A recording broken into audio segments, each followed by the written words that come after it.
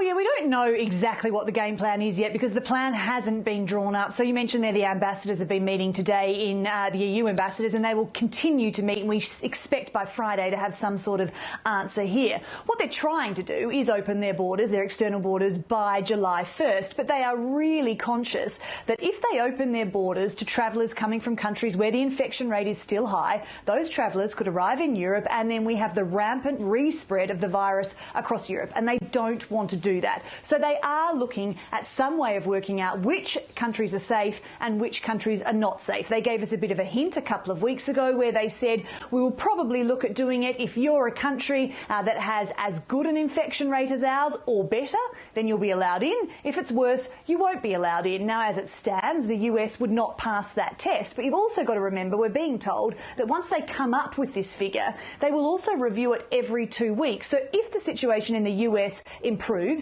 then they will be allowed to travellers from the US to the EU. Now, there's been a lot of criticism that this is all about Trump's mishandling of the coronavirus crisis, but it doesn't come as a surprise to the Americans who have known this was on the cards. You also have to remember they actually banned travellers from the EU travelling to America at the height of the coronavirus outbreak here in Europe. So it's not a surprise. And on top of that, when you look at the figures, at the moment, the EU countries, particularly Spain, Italy and also the UK, they have a far higher death rate per capita than the US. So if anyone's accusing anyone of mishandling the crisis, it's Europe that's done a far worse job so far than the US.